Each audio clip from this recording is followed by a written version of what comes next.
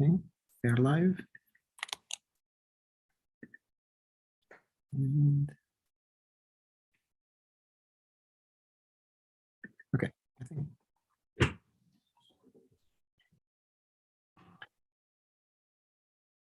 it's 2:30. If you want to start. اوكي تمام. السلام عليكم ورحمة الله. أنا علاء صقر، وإن شاء الله مرحبا بكل المستمعين والمشاهدين للحلقة الثالثة للليبيان Pulmonary Critical Care Podcast اللي هو برعاية الليبيان Critical Care Society والليبيان Thoracic Society. موضوع الحلقة اليوم ال Pulmonary Function Test Interpretation، وعندنا two experts. عندنا دكتور شريف الحاسي Consultant Respiratory Medicine and Intervention Pulmonology, Head of the Respiratory Unit في بنغازي Medical Center وFounder و Director of the Intervention Pulmonary Unit في البنغازي Medical Center. والدكتورة أمل بكوش she did her medical school في University of Tripoli, residency في Texas Tech University وfellowship في East Carolina University, who currently works as a Director of Pulmonary Critical Care Medicine في Mercy Medical Center at Cedar Rapids. أهلا بكم دكتور شريف ودكتورة أمل. مرحبا بك دكتور علاء. السلام عليكم. فزي ما قلت موضوع النقاش اليوم حيكون على Pulmonary Function Test Interpretation. طبعا ال Pulmonary Function Test هذا موضوع كبير وأكيد مش حنقدر نخش في كل التفاصيل، لكن هذا is going to set up as a foundation إن شاء الله لحلقات ثانية ولنقاشات ثانية في المستقبل إن شاء الله. فنبدأ بس في some basics. دكتور شريف, can you tell us a little bit more عن what's Pulmonary Function Test in general يعني؟ بسم الله الرحمن الرحيم. السلام عليكم ورحمة الله وبركاته. شكرا دكتور علاء. Thank you for your introduction, and thank you for sharing me in this nice scientific program, and to start with this very important basic topic in respiratory medicine. Without any further ado, regarding to your question, Dr. Ala, what's pulmonary function test? The pulmonary function tests are series of non-invasive tests that use it to assess the physiological properties of the lung, including the airflow mechanics, the lung volumes, capacities, and gas exchange. These tests have been used for decades, helps diagnose lung disease, explain dyspnea, and monitor disease progression and treatment response. And next slide, please. It is important to note that the pulmonary function test is not a single test. It is not a spirometry alone, but rather it includes a series of tests started from as simple as pulse oximeter and going up to a very complicated, sophisticated test like cardiopulmonary exercise testing, and include a variety of testing, especially the standard pulmonary function test, which are the spirometry, lung volumes, and diffusion capacity, which we'll discuss in detail in this lecture, inshallah. Yes. Inshallah. Barakallahu feek, Dr. Shif. Dr. Amal, when do you normally order pulmonary function tests in your practice or in general? Yani, what are the indications for those? Assalamu alaikum. Alaikum assalam. For pulmonary function test, there's many things that permit the order, but usually it's to diagnose a certain disease. And in that case, patients present with symptoms. They either have, the most common is cough, shortness of breath, wheezing. It also for diagnosis to measure physiological effects of certain diseases and screening individuals that are at risk for pulmonary diseases. For example, people who work at factories. Also to assess preoperative risk factors and preoperative risk calculations. We also order pulmonary function tests for monitoring certain diseases, as for example, to monitor therapeutic responses for certain medications, like when you place an asthmatic or a COPD on an inhaler and then follow them later. Monitoring disease progression, for example, interstitial lung diseases. In those commonly we order FVC and DLCO to monitor their progression, when to order a CT and when to start treatment. Also monitoring exacerbation of certain diseases, adverse effects of medications or injurious effects, like patients who are on chemotherapy, for example, bleomycin, or immuderon is a known one that we usually order a pulmonary function test for. Other things are like disability assessments, assessments for insurance, and assessment for certain jobs, among others. تمام. بارك الله فيك دكتور مل. دكتور شريف, احنا مرة حنسألك يعني بس بحكم انك انت يعني في ليبيا ويعني ممكن عندك يعني يعني رؤيه للحاجات اللي تستعمل فيها في ليبيا. فانت يعني في الدي تو داي براكتس بتاعك شنو المين انديكيشن اللي تستعمل فيها في السبيرومتري والبulmonary function test in general؟ Yes, the common pulmonary disease symptoms. So we usually assess initially, as mentioned by Dr. Amal, the symptoms of known disease or sometimes in the screening of certain disease. Unfortunately, we are in a resource-limited part with the best practice that we have, spirometry. Other with using spirometry with reversibility, using spirometry with exercise challenge, and pulse oximetry with 6-minute walk testing. This is most of what we have. We used to have before the diffusion capacity, but this maybe 10 years back. Unfortunately, not working anymore here in Libya, but it was very fantastic at that time to use diffusion capacity in conjunction with this pulmonary function test. But صار المين thing حاليا هو السبيرومتري الموجود. Yes, this the main thing that we work with it now. تمام. يعني لو عندك كل الامكانيات والموجود يعني كل الديتيلز اللي تبيها من الpulmonary function test، شنو هي الانفورميشن اللي هي pulmonary function test can provide you as a physician? Yes, pulmonary function test, as we mentioned, can provide a very important assessment for every component of the respiration. It will tell us about the patency of airway, either small or large airway, either extra or intrathoracic patency. It can also assess the lung volumes, integrity of lung parenchyma, especially the alveoli and interstitium. And collectively, it can present a specific pattern that can point to or suggesting a presence of pulmonary vascular disease. It also can assess and help to assess the bellow and pump mechanism of the chest wall and the diaphragm. And these are usually provided by the main or the standard spirometry, like standard pulmonary functions, especially spirometry, body plethysmography, and diffusion capacity. There are other tests that may be used according to the clinical situations in order to diagnose a specific disease condition or to assess for specific disability or to assess for the indication for specific intervention. So the PFT collectively provide a very valuable assessment for every component in the respiratory system. بارك الله فيك. دكتورة أمل, is there any patients يعني that you try to avoid performing pulmonary function tests, or you think that might be at least relatively contraindicated? Yes, so when performing the test, the patients are asked to forcefully expire, and that forceful expiration interthoracic, intra-abdominal, and intracranial pressures. So any patients that will have an adverse effect from increasing those pressures should not have a pulmonary function test at that time. And so we divide them to patients who have increased myocardial demand or changes in blood, like recent myocardial infarctions, severe hypo or hypertensive, significant arrhythmias, pulmonary embolism, recent especially, and then patients with increased intracranial pressures or intraocular pressures, like patients with recent eye surgeries, patient with cerebral aneurysms and recent concussions, and also brain surgeries. Also increased sinus and middle ear infection. So anybody who had anybody who had a recent sinus or middle ear infection or a recent surgery, increased intra-abdominal pressures and interthoracic pressures. So recent pneumothoraces, usually we avoid that for at least a month, thoracic surgeries, abdominal surgeries, and late-term pregnancies.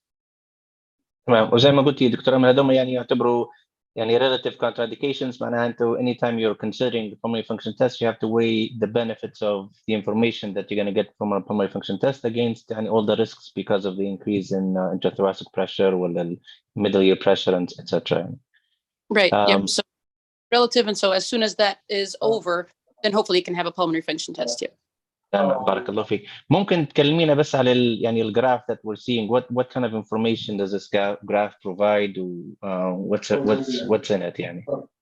Sure. So this is a graph of all the volumes we measure in pulmonary function test and the division of those volumes.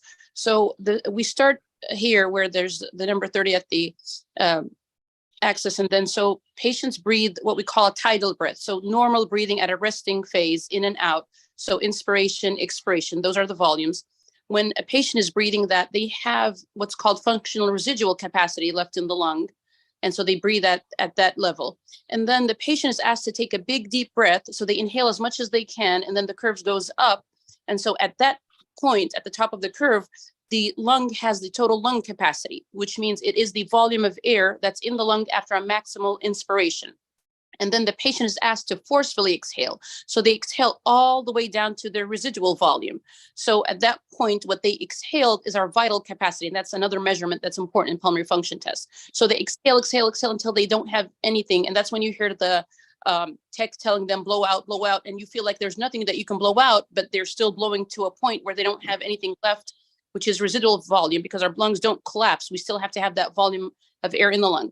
And then they go back to inhaling, and then they go back to their tidal breath. So maximum air in the lung after a forceful or a maximum inspiration is total lung capacity. And then the amount that they exhale after they have inhaled maximally is our vital capacity. And then what's left in the lung is our residual volume that you cannot exhale out. تمام بارك الله فيك. فزي ما قلت دكتور أمل يعني you have basically 4 different volumes: inspiratory reserve volume, tidal volume, expiratory reserve volume, and then residual volume. Well, capacity is basically a combination of more than one volume. يعني في حالة vital capacity, it's a combination of inspiratory reserve, tidal volume, and expiratory reserve. وفي حالة total lung capacity, it's basically the combination of all the volumes of the lung. Barakallahu fiqh. Dr. Sharif, how do you normally approach reading PFTs? Yani, do you have a stepwise approach? Yani, how do you normally look at the paper or the report yani, when you get it? Yes, thank you, Dr. Ala. The important question before to start in reading or interpreting the results of spirometry or any pulmonary function test, we need to assess the technique and the adequacy of the technique. And as you know, PFT, especially spirometry, is largely dependent on the patient's cooperation and the adequate technique. And in order to evaluate the quality, we use the ATS-ERS PFT acceptability, repeatability, or reproducibility guidelines. The acceptability, we need to check for the test is done in the right way, that the patient is taking or giving a sharp, forceful, continuous exhalation, and he exhale most of his vital capacity in the first second and continue to blowing for adult up to 6 seconds and for pediatrics up to 3 seconds. And once he reached the 6 seconds, the curve should give us the plateau where there is no increase in the blow or no more air can be exhaled. This tell us that the patient gives his maximal effort and exhales his full of forced vital capacity. And during the technique, we should, during the vital capacity, we should make sure that the technique is free from the artifacts like coughing during the exhalation or glottic closure or closure of the mouthpiece by the tongue. And we should make sure that the patient is well sealing around the mouthpiece. And most importantly, the sharp takeoff during the first second, reaching to the peak flow with good effort. If we get one acceptable maneuver, we repeat up to 3 times.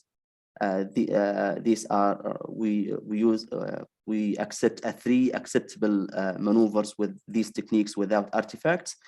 And we use the repeatability criteria in which we select the 2 of the acceptable 3 and compare the highest 2 together. If they are close to each other by 150 ml or less, we accept the test. But if they are different, the difference is higher than that, this make us to repeat the test. And as shown here clearly in the left upper side, this is a non-reproducible test. The upper part, which is the graph 1, is showing a 3.7 liters, and the one which next to it, which is a graph 2, is 3.33. So more than 300 ml difference. This is not acceptable for us, and this is not a repeatable test by the reproducibility criteria.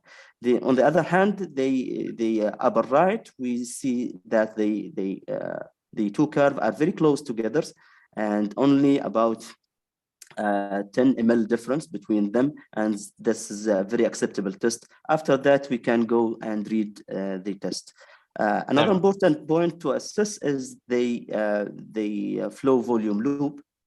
Can I get the next slide? I think. أكيد. فيعني أنت يعني what you're trying to say basically إنه هو قبل ما إحنا نشوف any of the numbers اللي هو في الريبورت قبل ما نشوفه قبل we look into interpreting it, we need to make sure that the numbers that we have are reliable يعني by ensuring they're acceptable and reproducible. Yes. طيب أنت على acceptability يعني can you explain to us what we're looking at here يعني? Yes, but quickly before to go this flow volume loop and acceptability, it's very important to consider the patient demographic data, the gender, age, and the height. We have a problem here in measuring height. Our nurses are in hurry measuring the height while patient wearing shoes, high heel. Sometimes patient is not standing upright in the right way. So and as you know, the spirometry is very sensitive to the height. Even a few centimeters can affect your readings, because we are not assessing absolute numbers, but we are comparing the results of this patient to his identicals of his gender, height, and age. And regarding to your question about the flow volume loop, the flow volume loop is the graphic representation of forced vital capacity or forced exhalation and inhalation. And as the slide showed in the A or slide labeled A, this is a very good, excellent effort showing that the patient is taking a rapid, sharp takeoff until the peak flow rate and descending without interruption. While in the graph B, there is a hesitation and patient does not reaching the peak. This is, cannot be interpreted and give us very non-precise results. Or patients can give us non-maximal effort while they didn't reach the effort, and they didn't exhale much, the most of his vital capacity in the first second. In patients, in children, in regarding to respiratory mechanics, they are not small adults. They have different physiological components and just wall characteristics. They can give us a rainbow curve like. And if patients stop the exhalation soon or before completing the exhalation as seen in the graph E, or patient coughing during the test, all of these can tell us that this test is not reliable and we should repeat it in the better way. تمام, بارك الله فيك. Dr. Emily, يعني when assuming that the test is acceptable and reproducible, what are the main patterns that you're trying to tease out from the pulmonary function test yani, when you get it? So when we're doing a pulmonary function test, we have to remember that it is not a diagnosis by itself. It gives us patterns. It gives us an idea about lung physiology. Like you said, so patterns that mainly we see on pulmonary function tests is mainly an obstructive pattern, a restrictive pattern, a mixed pattern, and other patterns. So obstructive is commonly seen in asthmatic COPD, bronchiectasis. Restrictive patterns are mainly seen in interstitial lung disease, neuromuscular disease, pleural and chest wall diseases, and sometimes in obesity. Mixed, when there's a mix of both pathologies in the same patient, you can see a mixed pattern. And then the last is the others, which like a non-specific pattern, and it's mainly when you have a low FEV1, FVC with a normal ratio and a normal lung volumes, and then an isolated DLCO when you have a normal spirometry, normal lung volume, and just your DLCO is the only number that's decreased. Barakallahu feek, Doctora. Dr. Sharif, when we get the report, normally in addition to the numbers, we also get the flow volume loop, and sometimes looking at the loops themselves can give you a hint as far as what's going on. Can you kind of walk us through what we're looking at here? Yes, good question, Dr. Ala. I usually like to look at the flow volume loop first, because this can help me to assess the technical quality of the test first. Is this test acceptable or not? And by only looking at the shape of the flow volume loop, we can pick up quickly a number of different physiological changes or abnormalities that can pointing to or diagnosing a specific disease condition. As shown here in this nice slide, and the upper one on the left side, they label it A curve. This looks normal with a triangular part in the exhalation and semicircle down the x-axis, which is the inhalation. And this is a normal graph. While in the graph B, or second graph, in the second graph, which showed mild to moderate obstruction, we can notice that there is a scooping out, a slight scooping out or concavity in the descending part of the exhalation element, and this can pointing to mild to moderate obstruction. When we see a more severe obstruction, we see that the concavity gets more and more with very deep scooping out, representing typical pattern of obstruction in the flow volume loop. The other one on the right, the left or upper right, which showing the this one, showing the inspiratory element, which is reduced here, and this giving us a hint regarding the extrathoracic variable airway, upper airway obstruction. And down in the left side, which showing the box-like, which showing both abnormality in the expiratory and inspiratory elements both together, and this showing in the fixed central airway obstruction, either intrathoracic or extrathoracic obstruction. Another interesting shape which showing here, and this is not commonly seen, representing a unilateral main stem bronchial obstruction. And then we go and see a very typical long and narrow flow volume loop curve, typical of restriction that can suggesting restriction. And lastly, we may see a combination of restriction and obstruction that can be suggested by the flow volume loop. And this will lead us to consider other testing to confirm the presence of restriction along with obstruction. So they, on looking at the flow volume loop, a lot of information we can get, and we can pick early a specific diagnosis. Barakallahu feek, Doctor. دكتور آمل، احنا حنتكلم ان شاء الله على الobstruction وال يعني الكرايتيريا. But normally يعني we use two different criteria, يعني either انه هو FEV1 FVC ratio of 0.7 as a fixed ratio, or the lower limit of normal. Can you explain to us, يعني, is there a difference between using any of those values, يعني, to define obstruction? Sure. So GOLD guidelines is known to use the 0.7 or 70 for the ratio FEV1 over FVC to define obstruction, while American Thoracic Society uses lower limit of normal. It was found that if you use a fixed number for obstruction, then you would underdiagnose many young adults. Given those young adults are healthy, that number might not be normal for their age. While we count it normal, they might, for their age, have a higher number for their normal. And so if you use that number, you will underdiagnose many young adults with obstruction. You will call them as normal. While older adults, just because by age our lung compliance decreases, and then their lower limit of normal might be less than the 70. So you might find an older person who he can be fine at 65 with no symptoms.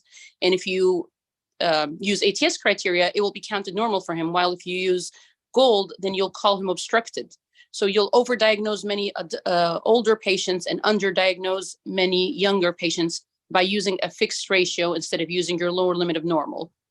And most pulmonologists use the lower limit of normal just because it's more accurate, because we want to count this for their age, their height, and all that. Barakallah fiqh. Dr. Sharif, in your practice, do you guys have any preference? Yani, do you use normally the lower limit of normal or the fixed ratio typically? Yeah, so as we taught and learned here, we're still using the percentage, unfortunately. Percentage. Yes, still using the percentage. تمام. يعني I know you probably look at a lot of reports or a lot of testing, يعني, but for the persons who are just trying to learn, يعني, they want to know the basics, is it a simple way to kind of go through a pulmonary function test report and trying to get يعني, the information from it? Yes, sure. Thank you, Ala. Yes, we have a special algorithm that we can follow, and it's very good to start with the ratio. And as spirometry is very useful and very effective in diagnosing obstruction, so the first thing to discuss is the ratio. So once you assess the ratio, whether it is within the normal limit or below the normal limit, and this will give you that there may be obstruction or not. If you go to the left side where the FEV1 over forced vital capacity is normal, is above the lower limit of normal, so we should consider either the pattern is either restrictive or normal pattern. After that, we should go and look for the forced vital capacity. If the forced vital capacity again is normal, so the study is completely normal regarding the spirometry. And if the FVC is below the lower limit of normal, so we are talking about restrictive pattern, but we should consider that the spirometry is not diagnostic for restrictive pattern. It only can suggest the presence of restriction, and we should go for further testing, including the total lung capacity, to assess whether the patient really having restriction or not, or if this restriction is due to specific conditions.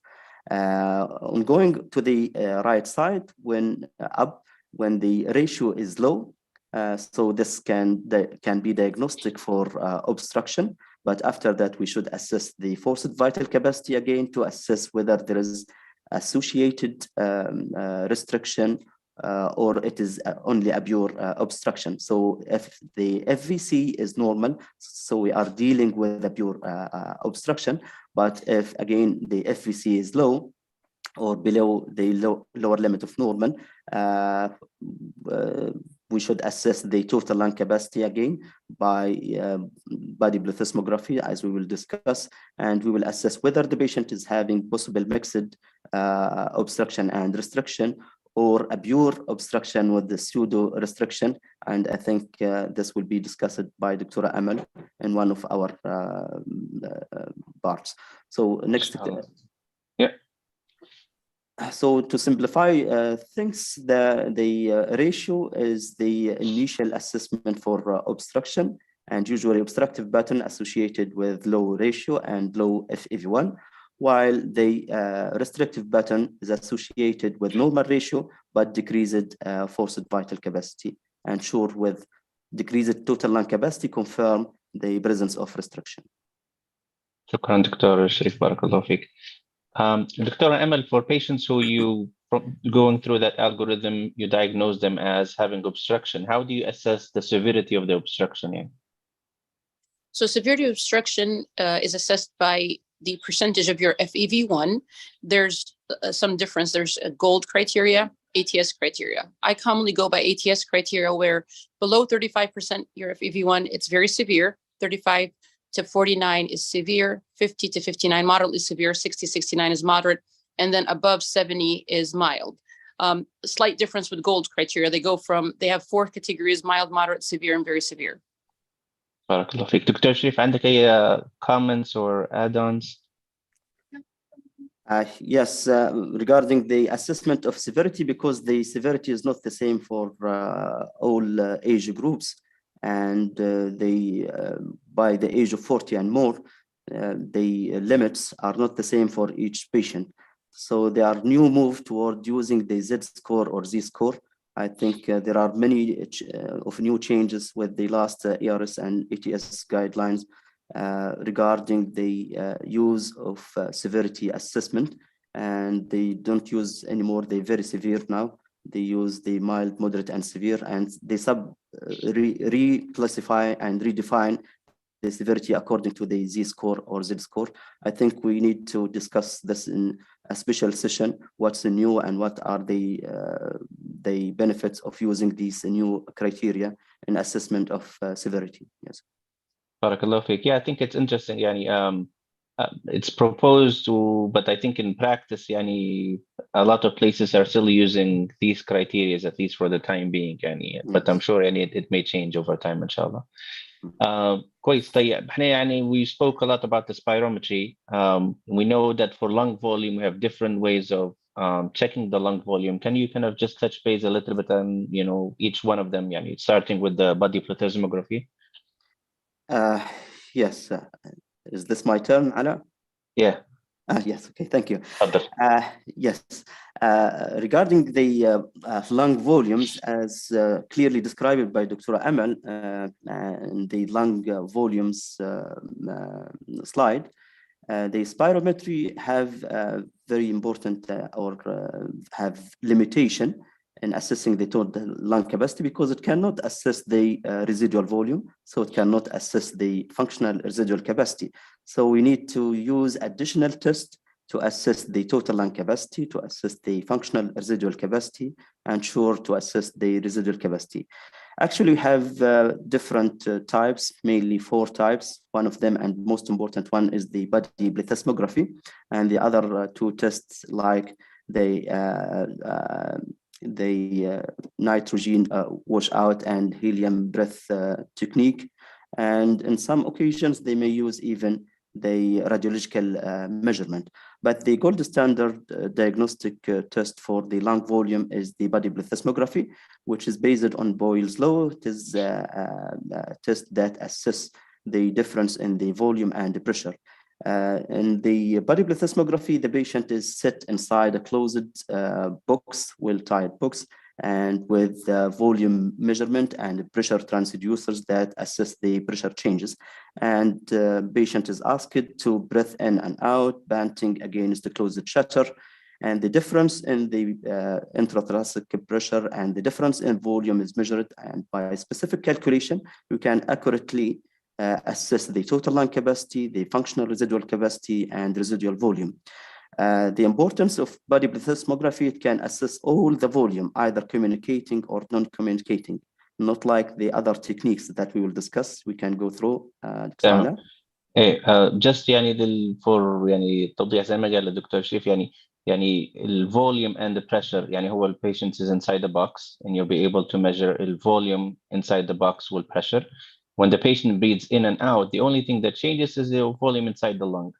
For the volume and the pressure in the box before they take a breath, and the volume and pressure after they take a breath will both be recorded.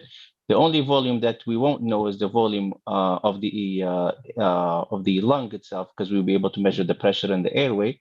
But when you use the equation, you'll be able to calculate what's the FRC or the rest of the volumes. طيب Dr. Sharif, how about the other tests, زي مثلا nitrogen washout? Yes, the nitrogen washout, another test to assess the lung volume, in which the patient is asked to inhale 100% oxygen and exhale to a device continuously until the patient completely inhaled oxygen of 100% and washing most or all of his nitrogen outside. By specific calculation, again through the machine, and calculating the amount of the exhaled nitrogen, we can get the result of functional residual capacity and to measure other volume. But the problem of this technique, despite it is a simple technique, it cannot assess the air which is not communicating with the large airway. So it cannot assess the air trapped back in the emphysematous bulla, which is a very significant limitation. Another restriction is that it's using 100% oxygen. And in most of patients with the COPD, we use it is we should be very careful in using 100% oxygen to avoid the CO2 retention. تمام بارك الله فيك. How about the helium dilution? هو يعني as another technique. Nearly the same technique, but using the helium, patient continuously inhaling through one-way cook valve of a mixture of air containing 10% of helium. And as you know, helium is not absorbable. And while patient breathing in, it will reach to the equilibrium, and the final amount of the helium in the machine is measured and subtracted from it what is in the lung. And by specific equation, we can reach and estimate and measure or calculate the functional residual capacity. But again, the same limitation of nitrogen washout, it cannot assess the air trapped in emphysematous bulla. That's why the body plethysmography still is the gold standard diagnostic test for the for assessment of total lung capacity, FRC, and residual volume. تمام يعني I was going to ask you the question لكن ما شاء الله أنت يعني already answered it. Okay. يعني body plethysmography would be the gold standard, again mainly because إنه هو يعني helium dilution or nitrogen washout would not be able to assess the under or non-ventilated areas of the lung. طيب دكتورة أمل لو ممكن تحكي لنا على ال third part of the pulmonary function test, the DLCO measurement يعني. Sure. So DLCO measurement, we use that to measure the gas transfer. The gas has to go from air to the blood. When doing that, it goes through the alveolar capillary membrane. So this is affected by some factors like number of capillaries alveoli, the thickness of that membrane, and the driving pressures. We use the single breath method, which the patient is sitting in a chair, pinched nose, they're breathing in and out through a circuit, and then asked to blow all the air out. They don't have to do it forcefully. They can do it slowly, all the way down to RV. And then they're asked to take a big, deep breath in. And at that time, the technician hits a button, which delivers an inert gas like methane or commonly helium, and a small also percentage of carbon monoxide to the lungs. And so the patient inhales that gas. They're asked to hold their breath, and the tech keeps saying, hold it. So they have to hold for at least 10 seconds. And then at that time, it gives time for the carbon monoxide, because it's it has a high affinity to hemoglobin, very soluble. It diffuses easily from the alveoli to the blood. And then the inert gas, the helium, fills up the alveoli. And then they're asked to exhale. And so when they exhale, the amount that comes out is measured. And through an equation, the inert gas, which is the helium, will give us the total lung capacity. When you take that gas minus the dead space, you have your total lung capacity. And then the amount of CO2 that comes out is what was transfused. And so that gives us the DLCO transfusion numbers. Barakallah fiik, Doctora. So in that case, yani, what can cause the DLCO to be low? Sure. So DLCO percentage or DLCO number depends on those factors, which is the number of capillaries alveoli, thickness of the membrane, and the driving pressures. So anything that decreases the surface area of the lung decreases the number of alveoli, for example, emphysema, because the alveoli are disrupted, a lung resection, obstruction by tumors, pulmonary embolism, those can decrease your surface area and decrease the number of DLCO. Anything that increases the thickness of the membrane that the gas has to go through, for example, pulmonary fibrosis and heart failure and other conditions. And then if there's decreased blood volume, like anemia also. So these are the things that can decrease your DLCO. Shukran, Dr. Ahmed. Okay, so let's talk a little bit more practically. We got the basics, inshallah, and we want to kind of see how that does apply to day-to-day cases. So, Dr. Amal, for example, if you get like a 30-year-old female, she's complaining of episodic shortness of breath and wheezing, how do you normally look at these numbers and interpret them? So, commonly patient present with symptoms, and then I would look at my ratio initially. This patient FEV1 over FVC ratio predicted was 0.78. She did 0.73. So this here is giving me a percentage, not giving me a lower limit of normal. So with that percentage, I have to go by GOLD guidelines. So it's more than 0.7. So by definition, there's no obstruction here. Their FEV1 over FVC ratio is presumably normal. And then after that, I go look at my FEV1 and FVC, even if my ratio was normal. And this patient had 95% are predicted on FEV1 and FVC. So then I go down to look at my lung volumes. RV is 109, and so we take the ratio of between 80% to 120 is normal, and TLC was 113%. So all these numbers fall into the normal ratio. So this is a normal spirometry, normal lung volumes. So how do you, does that give you a diagnosis, or how do you kind of look at that in the context of the patient's symptoms? So PFT helps us with diagnosis. If the patient came to me wheezing, even if they had a normal spirometry or normal PFT, then that does not preclude asthma. They still could be asthmatic. So then I'll take a full history of all the history that we ask about in asthma. In this case, the patient had a normal spirometry, normal ratio, normal lung volumes, but they're still symptomatic. So that still does not preclude me from diagnosing with asthma and treating them. Barakallah feek, Dr. Amal. Dr. Sharif, do you have like an approach to the rule of spirometry in asthma, or how do you kind of utilize those an algorithm in order to get a diagnosis? Yes, sure, Dr. Ala. But before this, can you go back to the previous slide? Because we have the important message from this. No, before this. Before? Yes, this one, yes. Yes, as clearly seen by discussed, after the slide after this. This one? Yes. As clearly discussed by Dr. Amal, back. Yes. This one? Okay. Yes, yeah, okay, this one. As clearly discussed by Dr. Amal, that this is a normal spirometry, but normal spirometry does not exclude bronchial asthma, especially if there is significant symptoms. So the option either to go for further testing or to go for the empirical treatment. And according to the most updated guidelines, they recommend to test whenever possible before to treat. Over the last 20 years, the rationale was to treat highly suspected patients based on symptoms while excluding other conditions. But empirical treatment without spirometry criteria have been associated with overdiagnosis of asthma in up to 30% and underdiagnosis of asthma in up to 20%. So what the last 2023 GINA guidelines recommend is to test whenever possible before to give a treatment. And the next slide, please, Dr. Ala. And go ahead. And as the last ERS task force recommendation for the diagnosis of asthma, they recommend to use a spirometry in a highly suspected patients if the FEV1 FVC ratio less than 75, and this is a new change in the recommendation. They use now the 75, not 70, for diagnosing asthma, and they found that this cutoff point is very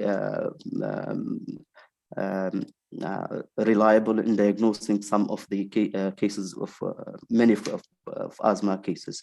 If we get an obstruction, we should assess the bronchodilator reversibility if it is reversible by the criteria. So this is asthma.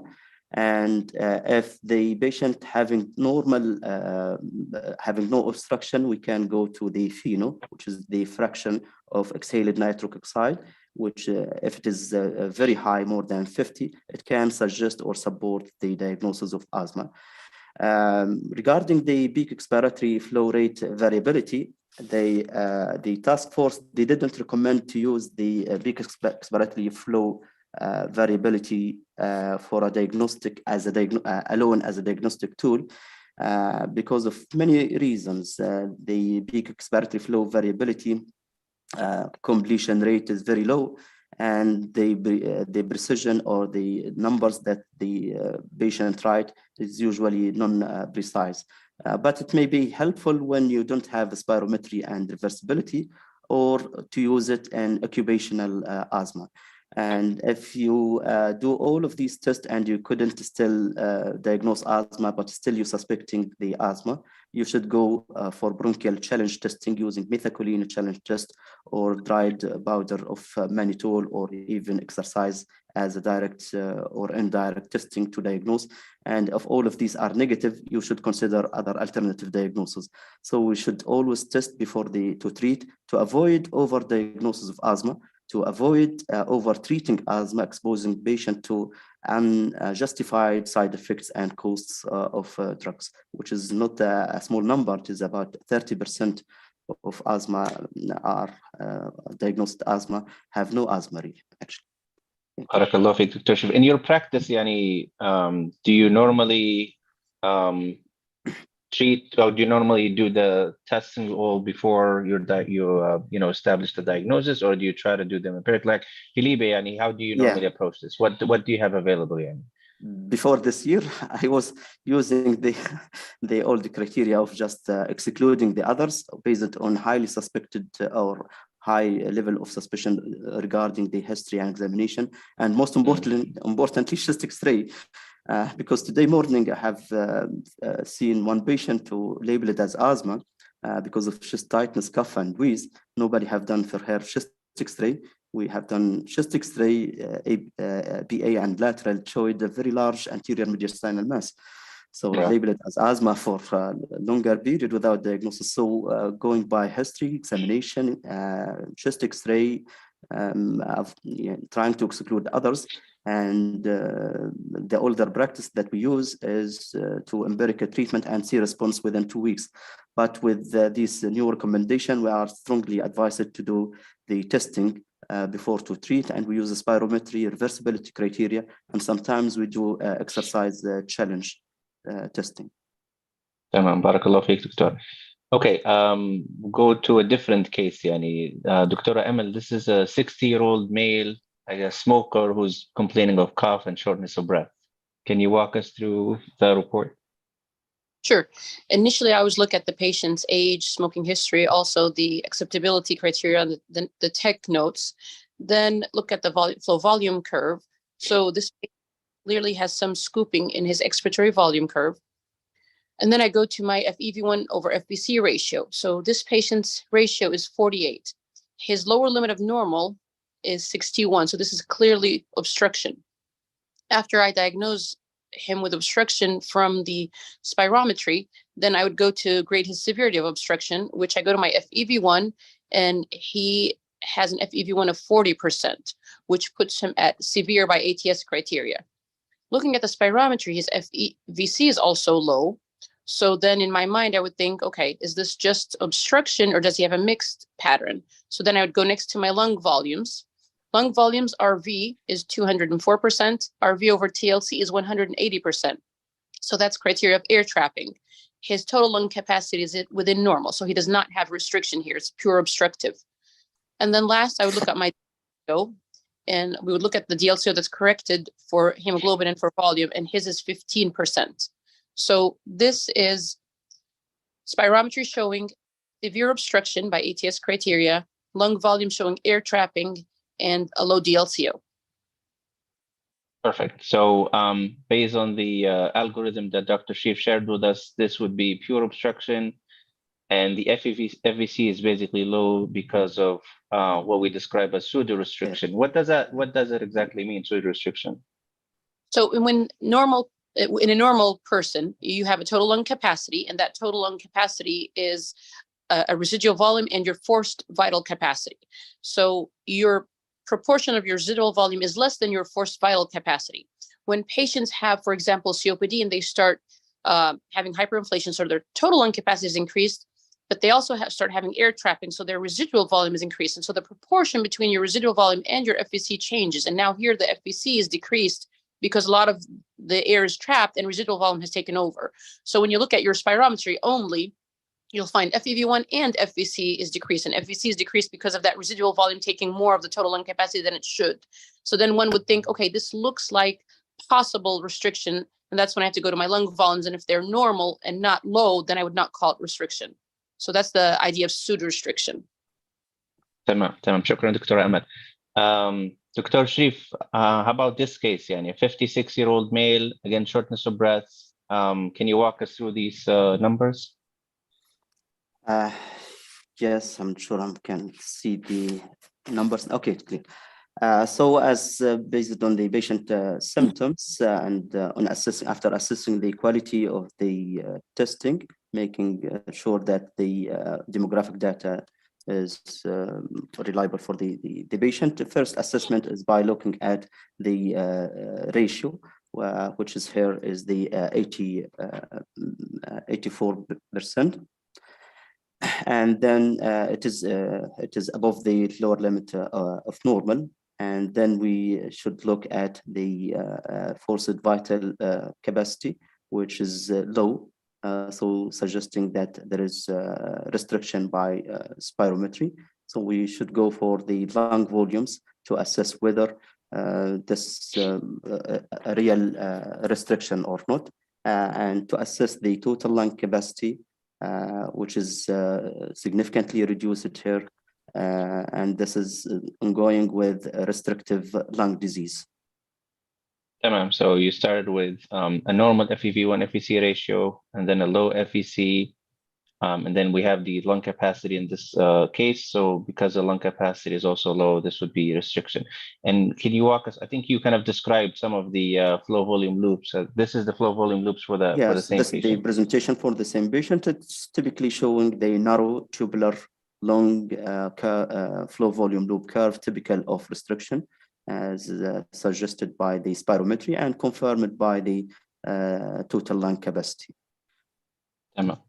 Dr. Amal, how about this patient? This is a 73-year-old African-American male who's complaining of shortness of breath. So here, this PFT does not give me lower limits of normal, but it gives me percentages. I would also start, there's no flow volume loops. I would start with my ratio. So FEV1 over FVC ratio is 54, and that is low. So from this, there is obstruction. To grade the obstruction, I'd go to see my FEV1, which is 42%, and that by ATS criteria is severe obstruction. Our FVC is also low. So now I have to go look at my lung volumes. And then our lung volumes show a TLC of 73%, so below 80%, so that's low. So this person has a combined obstructive and restrictive ventilatory defect. And then DLCO is low, and it is 19 for the adjusted, and then 21 for the raw, so it's low. For this person, they have severe obstruction, and then I would grade my restriction. It is above 70%, so mild restriction. So this patient has a mixed ventilatory defect. They have severe obstruction and mild restriction with low DLCO, which likely is because of two processes, an obstructive process or possibly emphysema, and a restrictive process, which could be ILD or other restrictive processes. So mixed. So that helps you when you're trying to find the diagnosis or trying to find exactly what's causing the symptoms of breath, the fact that it's both, there's an obstructive component and a restrictive component as well. Yes. So then we have two components, and so then I would be searching for why does he have obstruction and why does he have restriction, and go further testing. Shukran, Doctor. Dr. Sharif, how about this case? A 45-year-old female, shortness of breath. We have the values here. Yes, sure. Again, we should initially assess by the ratio of FEV1 FVC, which is here within normal. It is 75%. And then to assess the FVC, it is 107%. Again, it is normal or raised. And then to assess the FEV1, which is again normal. So normal spirometry. And when we go to the total lung capacity, the total lung capacity within the normal between 80 and 120%. And again, normal lung volumes. And the only abnormality here is the low diffusion capacity, which is 20%. And when we are dealing with an isolated diffusion, low DLCO, we should consider diseases like anemia, which is associated with mild disease, pulmonary vascular disease, and pulmonary hypertension especially, and early stages of interstitial lung disease that can present only by the abnormality with the diffusion. and in some patients who is doing the Valsalva maneuver.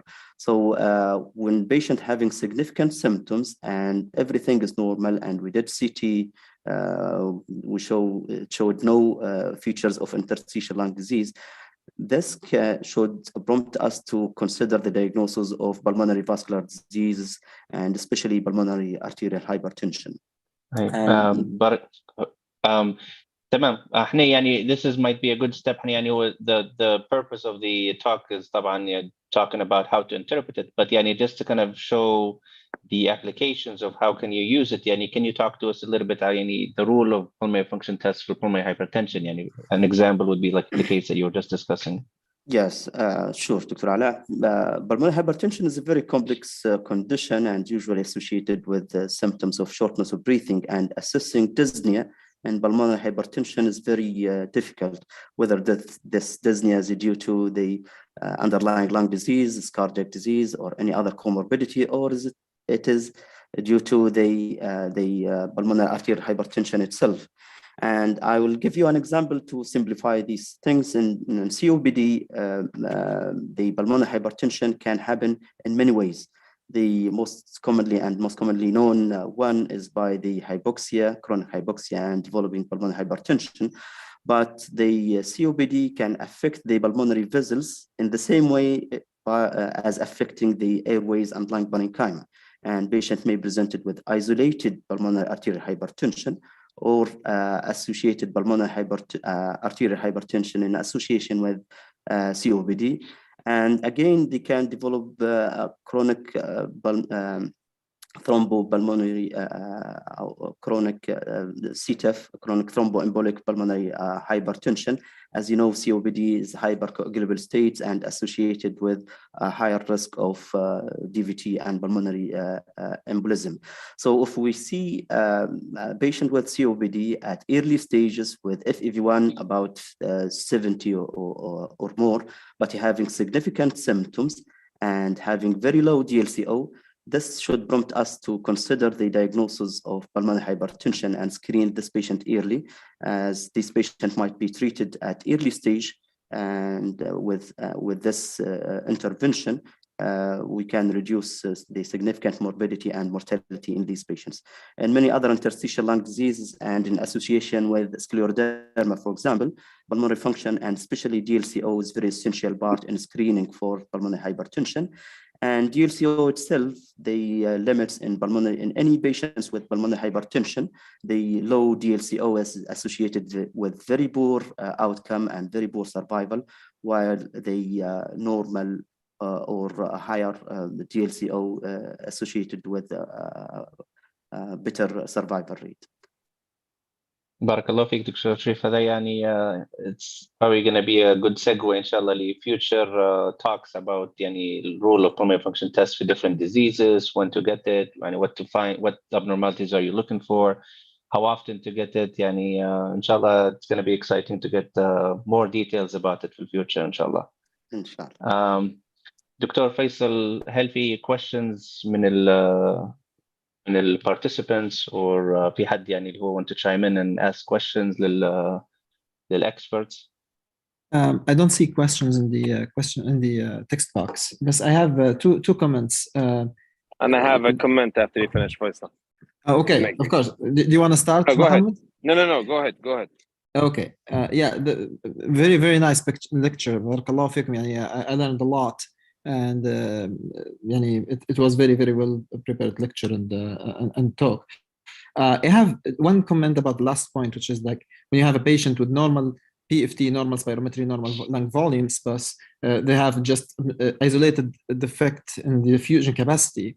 I think the differential diagnosis for that should be three things, which is as you guys rightfully said, أول شيء عندك pulmonary hypertension, ثاني شيء anemia, it's a big thing. So you always look at the hemoglobin and try to correct for it.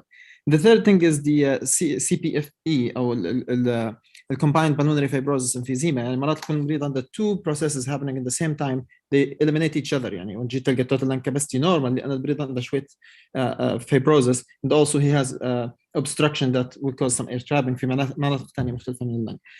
This takes me to the next thing, which is actually a question to Dr. Sharif.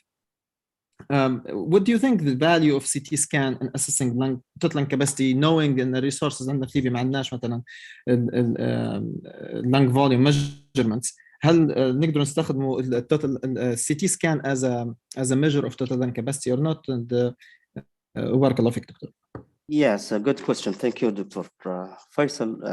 Yes, it is one of the options. It is not the best way to assess exactly the lung volumes, but it's a very valuable tool if you don't have the other measures to assess the lung volume.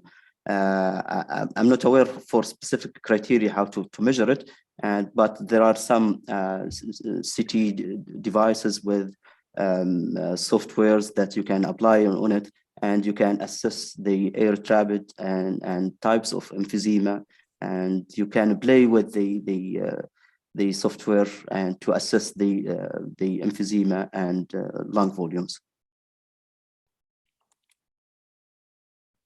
دكتور مجري كان عندك سؤال حتى انت. السلام عليكم. طبعا بارك الله فيك السلام. كلكم، يعني الحضور والمحاضرة يعني كانت شيقة صراحة جدا. أنا كويك كومنت، يعني مش كويشن، غير لما نسمعوا في إن في COPD يعني gold criteria and ATS criteria. So I don't take it like this. There is no gold criteria and ATS criteria. There is criteria. It depends like who you are. Are you the one who's interpreter like the PFT without knowing the patient, or you are the one who's interpret the PFT that you know the patient? Because if you are just an interpreter, let's say that that's your day to interpret, and you're just looking at the PFT without knowing anything about the patient, you have to follow the ATS criteria. You cannot follow the COPD criteria, the gold criteria. But if you know the patient and the patient has risk factor for COPD, and like a smoker patient, and he has symptoms for COPD, and you are planning to interpret that, you have to follow the gold criteria, because that's the way how you're gonna diagnose the patient if he has a COPD or not. And please correct me if I'm wrong. If you have point again, is this my point? Thank you so much. لا تعقيب بس دكتور مجري بارك الله فيك. لكن هو يعني الجولد كرايتيريا والاي تي اس اللي تكلمت عليهم دكتورة امل هذوما they're for obstruction in general صح؟ يعني مش it doesn't necessarily have to be COPD. صح. وحاجة تانية gold criteria initially was made to help the gold criteria, what I know initially was made to help primary care physicians to simplify diagnosis and treatment. ATS is a little more complicated. I look at it. So more like pulmonary physicians use it. We do use gold, yes, for certain things, but they have a little difference, especially with grading your obstruction. So like if I read a PFT, if you look at and this is a little more complicated, if you look at your ATS criteria for reading a PFT, they don't call non-specific. They usually, if your lung volumes are normal or high, you would call obstruction, just reading a PFT because I don't know the patient. And then I would write obstruction by ATS criteria, clinical correlation recommended, because I don't want people to diagnose obstruction just because of a PFT reading. So let me ask you a question, Dr. Amal. Sorry for. So let's say that you have a patient. You are the interpreter. You don't know anything about the patient, okay? And Yes. the FEV1 FVC ratio was 65, okay? And the lower limit of normal is 64. So as an interpreter, you will not say obstruction, is that right? Right. Because it's above the lower limit of normal. Good. Yes. But then after 2 weeks, they refer this patient to you in the clinic. And this patient, he has 70 back year smoking history, and he has cough, producing cough, and he has emphysema in his CAT scan. And his PFT is less than 70% post-bronchodilator. So you're going to call it COPD by definition, is that right? Right. And so then if you're going to do the severity, you will go with the gold criteria, not the ATS criteria, is that right? I actually go by ATS criteria. But we shouldn't go with the gold criteria because now it's talking COPD, about the ABE, right? يعني. Right. Yes. So now this patient is COPD, because if you're going to go by the ATS criteria, then he's not obstructive. So why am I going with the severity of the ATS criteria if the patient, according to the ATS criteria, he's not obstructive? But according to the gold criteria, because now I'm the physician who's taking care of this patient, so then I should go with the gold criteria to define how severe this patient according to gold, not according to the ATS, because that's my patient right now. I'm the one who's gonna put the gold groups and severity as well, not like the A and B and E and the FEV1 as well. Like if we're gonna say mild, moderate, severe, or very severe ATS. That's the way how I think about it. And but just to make a discussion of it, like I didn't want to spend a lot of time. Sorry. Thank you guys. لا تمام. بارك الله فيك دكتور مجدي. انا غير بس تعقيب بس يعني للكلام اللي قلته انت يعني you're saying انه هو يعني based on the PFT using the lower limit of normal you're getting an interpretation انه هو ما فيش obstruction and then you see the patient يعني the overdiagnosis actually happens more with the lower limit of normal rather than the cutoff. يعني the chances of what you were talking about to happen is actually less if you're using the lower limit of normal, صح؟ يعني انت if you use the lower limit of normal, especially for older papers, sorry, I missed the slide. صحيح. يعني if you use the lower limit of normal based on your interpretations, the chance of you picking up that patient would be much higher than using the cutoff, which is the gold criteria. And I agree with you. In general, يعني to have two different ways to risk stratify or to basically triage the patients into, mild, moderate, and severe would be a little bit confusing. يعني I can't say which one would be better. أنا الدكتور شريف قال عندهم أسهل إنهم طبعاً they use a cutoff because it might not be easy to get the lower limit of normal. Or other people prefer the ATS. Maybe the Z-score would be something in the future that will just kind of have it. Actually, I have one comment, please? Thank you for your interventions. Regarding the obstruction, we usually don't treat the severity itself. We usually, from the practical point of view, we are treating the patient condition. So we have some patients with COPD who have severe obstruction, but they have no symptoms, no exacerbations. But we have some other patients with moderate or milder obstruction, but they have significant symptoms. So I don't think that this will affect too much our treatment and management plan, in which is to treat the patient symptoms and to reduce the exacerbation. This is, it will affect, yes. Dr. Sharif, it will affect your BOD score. It will affect your referral Yes. to the patient transplant. It will affect your patient for lung reduction. So all of these things will be affect. Yes, it will not affect the treatment itself. Yeah. But I think my own opinion, if it's not affecting anything, they will not put it in the gold criteria. I'm not sure it's worth but I think with the new adopted criteria for the severity and using Z-score, all of this will be eliminated. And actually, I'll talk about that Z-score because we are not too psyched about it. We are using it in our facility and it's making a huge mess up. And like certain, for example, people who were labeled as very severe, now they are moderate and you can't qualify them to do a lot of stuff. So it's actually an area of debate. And I think for the sake for this introductory topic, this also reflects how big is the topic. But I think overall, as you all rightfully said, the patient is you are treating a patient, you have to look at the patient. But once you are getting into like the nitty-gritty of it, you have to try to look into the most sensitive tool, which is probably, I don't know, in my opinion, it will be ATS, but I can see the pros and cons to both of them.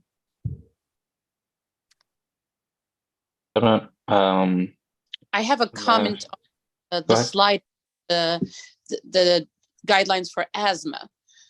So with these, Dr. Sharif, I personally feel asthma is a clinical diagnosis. Clinical diagnosis, yes. You have a lot. So spirometry, we know commonly most patients with mild, moderate asthma, if they're not an exacerbation, they're going to have a normal spirometry. Broncho reversibility also. So there's about 20% at least false negatives in that. And it also does not preclude diagnosis or include it. FeNO also has its limitation. Peak expiratory flow variability has its limitations. Bronchial challenge test has its limitations. So all these, I do all the tests. I think asthma remains a clinical diagnosis. I know we struggle and we've been struggling for a long time with that. And yes, there is a lot of people who are overdiagnosed. Yeah. And people who are underdiagnosed. I personally recently had a 9-year-old lady, and she came to the clinic with 3 members of the family, and she was sitting there wheezing, just like a pigeon. She was wheezing in and out. I could hear her without a stethoscope. she's been struggling for months and nobody would call her asthma just because she's 9-year-old. Everybody thought, why would a 9-year-old have asthma just sudden? She had a normal PFT. Yes. I was surprised. And once I just treated her, I of course, she had a cardiac workup. She's not in heart failure. So she had all asthma mimics excluded. The only thing is nobody would start an inhaler on her because they were afraid to diagnose an asthma when she was 90. And once I started a dual therapy inhaler, she came within a few weeks with no symptoms at all. So asthma is a challenge. It is hard to diagnose in some patients. Yeah. If it's straightforward, it's straightforward. If it's not, it's kind of a mix. But still, all these tests have their limitations. Yes, very important note, Dr. Amal. Thank you. Because of this complexity, we are now in a transition era. A lot of things have been reviewed within the last few years. As you have seen here, the FEV1, FVC changed from 70 to 75. Even the bronchodilator response and reversibility, according to the ARS new task force, they are changing the bronchodilator response, not to the old one of the 2005 of 12% and 200 ml, but they are going to 10%. So I think we are in a transition area in order to solve this complexity. But the problem of over and under diagnosis is not toward the respiratory physician or consultants like you, because